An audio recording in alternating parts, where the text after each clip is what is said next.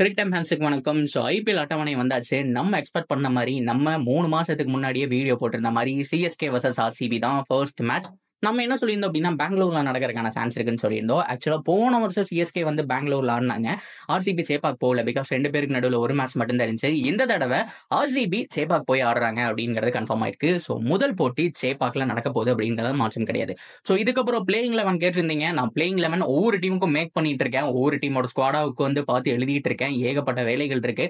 So playing 11 வந்துட்டு நான் back to back வந்துட்டு அப்லோட் பண்றேன். இதுல நிறைய பேர் கேட்கக்கூடிய விஷயம் என்ன அப்படின்னா, ப்ரோ ஆர்சிபியோட 4 ஃபாரினர் யார் ஆடுறதுக்கான சான்ஸ் இருக்கு.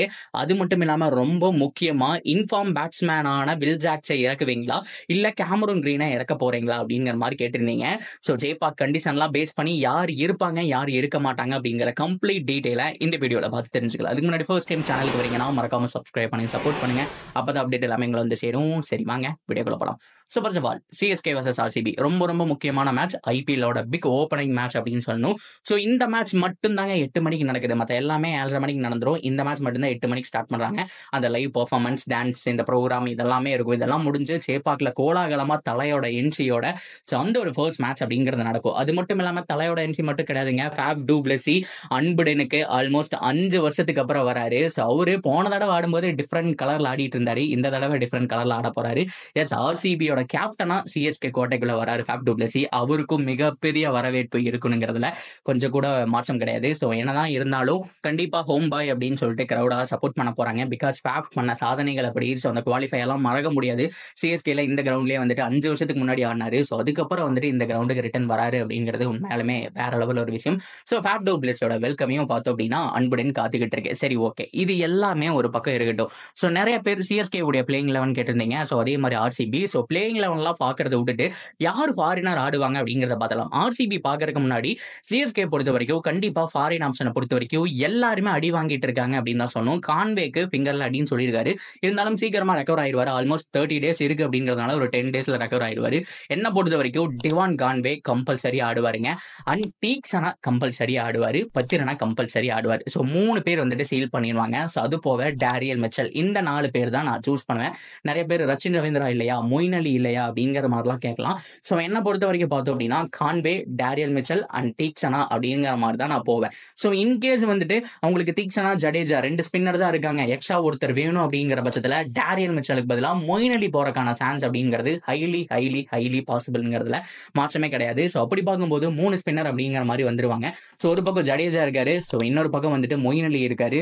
ஸோ அது போக பார்த்தீங்க அப்படின்னா தீக்ஷனா இருக்காரு. 3 ஸ்பின்னர். அப்படி இல்லப்பா எனக்கு டேரியல் மிச்சல் மிடில் ஆர்டருக்கு வேணும், ஒரு எக்ஸ்ட்ரா இந்தியன் பவுலர் இருந்தால் நல்லா இருக்கும் அப்படிங்கிற பட்சத்தில் so Daryl Mitchell, Devon Conway, so அது மட்டும் இல்லாம தீக்ஷனா, ஸோ அது போக பத்திரனா அப்படிங்கிற மாதிரி போவாங்க. அந்த இந்தியன் ஸ்பின்னர் யார் வருவாங்க அப்படின்னா ஸோ நம்மளுடைய ரவீந்திர ஜடேஜாவோ பிரசாந்த் சோலங்கி அப்படின்னு சொல்லிட்டு ஒரு ஆப்ஷன் வச்சிருக்காங்க. அவங்க 2 பேரும் தான் இந்தியன் ஸ்பின்னரா ஆடுவாங்க அப்படிங்கிற மாற்றம் கிடையாது. சரி, ஓகே, சிஎஸ்கேவோட சாப்டர் இப்பவே க்ளோஸ் பண்ணிடலாம். ஸோ கண்டிப்பா அட்லீஸ்ட் 3 ஸ்பின்னரோட போவாங்க அப்படிங்கிறதெல்லாம் மாற்றமே கிடையாது.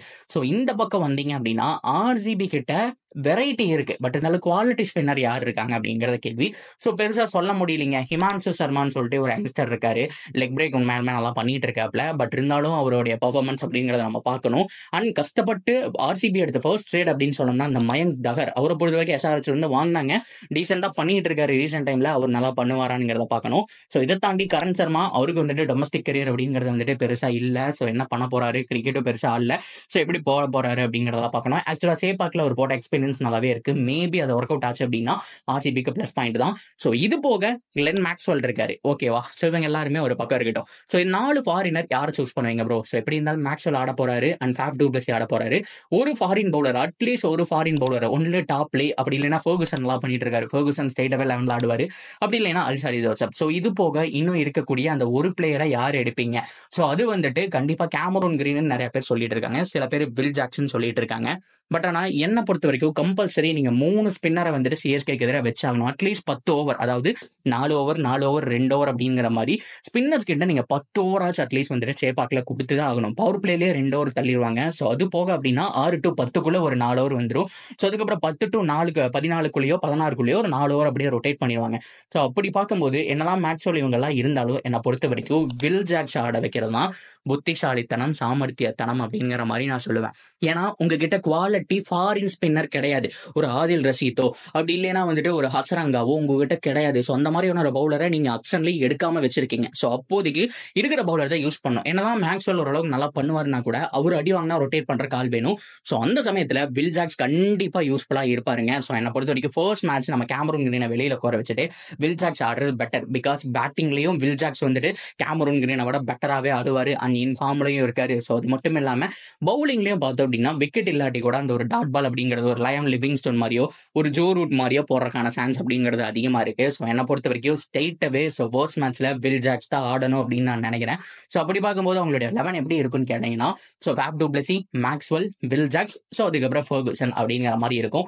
ஸோ இதுதான் நான் டாப் 4 அவங்களுடைய ஃபாரின் பிளேயரை சொல்றேன். ஸோ இதுவே அவங்க புத்திசாலித்தனமா வந்துட்டு ஃபர்ஸ்ட் பவுலிங் எடுக்கிறாங்க அப்படிங்கிற பட்சத்தில் ஸோ 10 ஓவர்களை பார்ப்பாங்க மேக்ஸ்வெல் மட்டுமே உருட்ட முடியுமான்னு சொல்லிட்டு அப்படியெல்லாம் உருட்டிட்டாங்க அப்படிங்கிற பட்சத்தில் ஸோ அவங்களுக்கு ஸ்பின்னர் தேவைப்படாது. ஸோ அப்போ வெறும் மூணு ஃபாரினர் மட்டும் வச்சுட்டு ஸோ செகண்ட் ஹாஃப்ல பார்த்தோம் அப்படின்னா இம்பாக்ட் பிளேயரா கிரீனை கூட கொண்டு வரலாம். பேட்டிங் யார் வேணாலும் வரட்டுங்க, பட் இருந்தாலும் ஸ்பின்னர் எக்ஸ்ட்ரா வேணும் அப்படிங்கிற பட்சத்தில் ஸ்ட்ரெயிட்டவே வில் ஜாக்ஸ் தான் ஒரே ஆப்ஷன், வேற வழியே கிடையாது. ஸோ இந்தியன் ஸ்பின்னர்ஸை பொறுத்த வரைக்கும் ஹிமான்சு அண்ட் மயங்க் தகர் அப்படின்னு சொல்லிட்டு 2 பேர் இருக்காங்க. அவங்கள வச்சு தான் அட்ஜஸ்ட் பண்ணி ஆகணும். அண்ட் கரண் சர்மாவுடைய ஃபார்ம் எப்படி இருக்குங்கிறதையும் நம்ம பார்த்தாகணும். ஸோ ஓவராலா இதுதான் என்னை பொறுத்த வரைக்கும் முதல் மேட்ச் மட்டும் கேமரூன் கிரீன் பெஞ்சில் குறை வைக்கலாம். ஏன்னா அதுக்கப்புறம் பேக் டு பேக் 3 மேட்ச் வந்துட்டு சின்ன சோமையில தான் நடக்க போகுது. ஸோ அந்த இடத்துல வந்துட்டு சின்ன கிரவுண்ட் தான். ஸோ அதனால உங்களுக்கு ஸ்பின்னர் தேவைப்படாது. மேக்ஸிமம் ஃபாஸ்ட் பவுலர் அதுக்கப்புறம் வந்துட்டு நல்லா பவர் ஹிட்டர் தான். ஸோ அந்த இடத்துல நீங்க கேமரூன் கிரீனை யூஸ் பண்ணிக்கலாம் அப்படிங்கிறதான் என்னுடைய ஆசை. ஸோ அப்படி பார்க்கும்போது so first match Will Jacks ஆடணும். ஸோ அதுக்கப்புறம் நீங்க சின்ன சோமையில கண்டினியூவா 3 மேட்சும் கேமரூன் கிரீனுக்கு சான்ஸ் கொடுத்தாலும் அது தப்பு இல்லை. ஸோ நீங்க ஓவராலா என்ன நினைக்கிறீங்க? நான் பிளேயிங் 11ஓட இன்னொரு வீடியோல வரேன். ஸோ அதுக்கு முன்னாடி ஃபர்ஸ்ட் மேட்ச் வில் ஜாக்ஸ் ஆடணுமா, சேப்பாக் ஒரு ஸ்பின் ட்ராக்ல எந்த மாதிரியான ஸ்பின்னர்ஸோட போக போறீங்க, உங்களுடைய டாப் 5 ஸ்பின்னர் யாரு அப்படிங்கறத வந்துட்டு சூஸ் பண்ணி கமெண்ட்ல சொல்லுங்க. தொடர்ந்து அப்டேட்டுக்கு நம்ம சேனலோட இணைஞ்சிருங்க. மறக்காம சப்ஸ்கிரைப் பண்ணி சப்போர்ட் பண்ணுங்க.